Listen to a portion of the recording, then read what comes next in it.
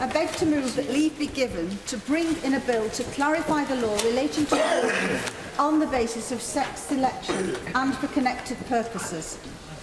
Mr. Speaker, sex-selective abortions are happening in the UK, and there is widespread confusion over the law. That is why this bill is needed. It is extremely straightforward. It merely clarifies that nothing in Section 1 of the Abortion Act 1967 allows a pregnancy to be terminated on the grounds of the sex of the unborn child. Mr. Speaker, it is a shame that this clarification is needed. Successive health ministers and even the Prime Minister have been very clear. They state that abortion for reasons of gender alone is illegal. The Prime Minister has described the practice as simply appalling. But they are being ignored. The British Pregnancy Advisory Service, which performs around 60,000 abortions a year, flatly disagrees. Even today, they are still advising women in one of their leaflets and on their website that abortion for reasons of fetal sex is not illegal because the law is silent on the matter. The British Medical Association holds yet another interpretation. They argue that there may be cases where having a child of a particular gender may be a legal and ethical justification for an abortion on the grounds that the sex of the child may severely affect the pregnant woman's mental health. I would like to address this point. Some say that the sex of the unborn child can be a legitimate ground for an abortion where a woman is being threatened with abuse if she carries the baby to term. Those who make this argument perhaps fail to realise that in such tragic cases, it is not the sex of the child which is the ground for the abortion, but the threat of abuse, which may constitute a physical or mental risk. I find it deplorable that anyone would be satisfied to provide a sex-selective abortion to a woman who, after she has had it, is then sent afterwards back to an abusive partner. What needs to be addressed in these dire circumstances is the abuse itself. These women need help. That is one of the aims of this bill. The BMA represents every doctor who permits or performs an abortion, and BPAS is the UK's biggest abortion provider. We cannot sit idly by as they contradict ministers over a practice that the government states is illegal. Urgent clarification from this House is needed. I would like to come on to the main motivation for the bill, which is more than merely a desire to achieve a consistent policy line on this issue. The main motivation is that we know that sex-selective abortions are happening in the UK and little is being done to stop this. We know because of a growing number of courageous women who are speaking out about their experiences. Here is the story of Rupinder, not her real name, collected by GINA International, an organisation which works with UK women who have had sex-selective abortions. Rupinder decided to abort her third child as she was expecting a girl. She was the eldest of 6 girls, and she recalls each time that her mother went to hospital how disappointed everyone was each time it was a girl. This experience traumatised and consumed her so much that the thought of giving birth to a girl meant disappointment, betrayal, lowered status within the family and the community. Rupinder made a painful decision to abort, which she now regrets as she felt she had no other choice. Or again, the experience of Yuraj, again not her real name, which might help to persuade those who doubt that son preference is a problem in this country. During a routine ultrasound scan, Yuraj's husband asked what sex of the baby was and was told, a girl.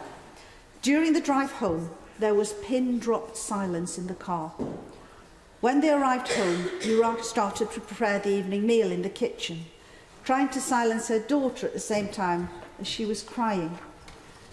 She knew her husband was not happy and was angry as she was expecting another girl. She remembers him repeatedly punching and kicking her in the stomach and passing out. When she'd regained consciousness, her husband had walked out. He sent her divorce papers a couple of months later.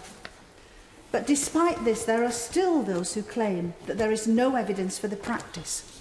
Here is what Rani Bilku, Director of GINA International, has to say in response to these critics. Saying there is no evidence is tantamount to saying that these women are lying and that our organisation is making things up. Mr. Speaker, it is hard to disagree with her. and it is crucial to note that Ms Bilko is referring to the few brave ones who have come forward in the hope that in so doing they will help to combat this practice. Their stories are only the tip of an iceberg. Another organisation, Carmen Ivana, which helps run a crisis helpline for women in situations like these, says, "We believe the prevalence of sex-selective abortion in the UK is currently underreported and has been for many years. We have and continue to receive calls from victims who are pressured to identify the gender of the child for the purposes of identifying if it is a girl. Victims express how they are then pressured by family members to abort the child and to give reasons other than sex-selective abortions, and how they face abuse if they refuse to request this or abort." To those who argue that there is no evidence for sex-selective abortion in the UK, I pose a question. What reason do we have to doubt what these organisations are saying is true? If the testimony of these women and those who work with them isn't enough, however, consider the statements of a GP and former BPAS consultant, Dr Vincent Argent, who said he had no doubt this was a problem in the UK and that there were an awful lot of covert sex-selective abortions going on. Indeed, I'm told some hospitals operate a policy of not telling women the sex of their baby for fear that it will lead to a sex-selective abortion. We can no longer ignore the fact that sex-selective abortion is a reality in the UK. Unless anyone thinks this is only an issue in certain communities, is it not tragic that the words family balancing are now heard with increasing frequency and comprehension across this country?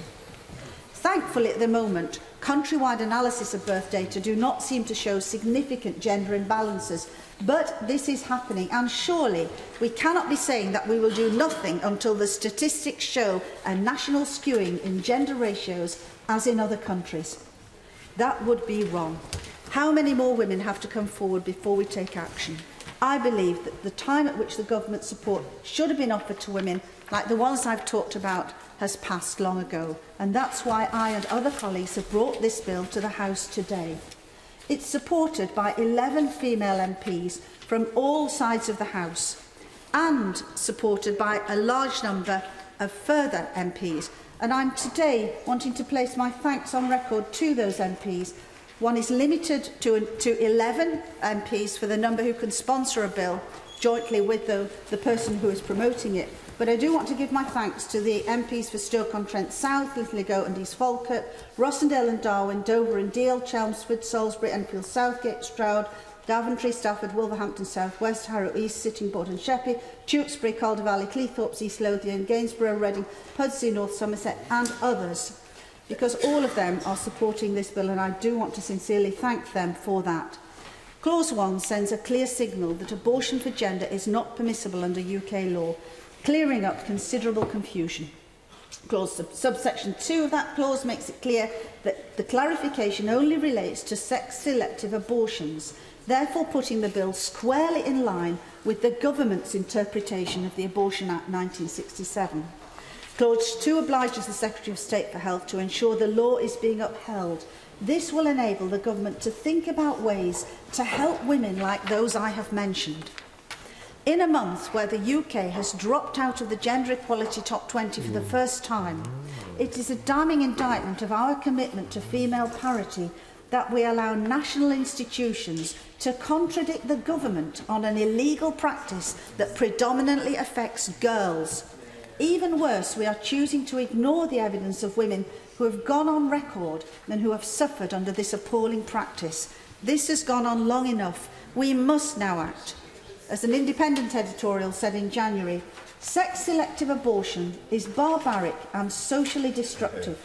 This bill is a step on the way to addressing this tragic and discriminatory practice, the first and most fundamental form of violence against women and girls. I commend it to the House. The question is that the honourable member have to leave in the bill. As many of that opinion say aye. Aye. Of the contrary, no. No! No! No! No! Division, clear the lobbies.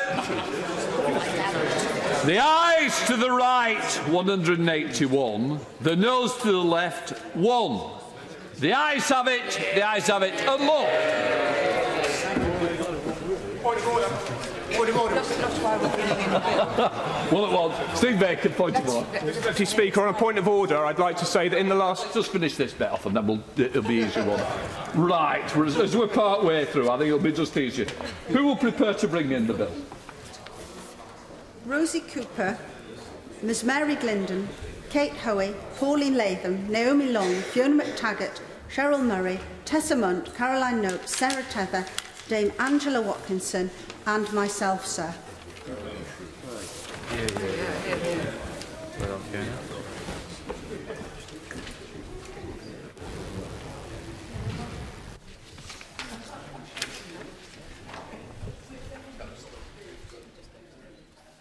Fiona Bruce.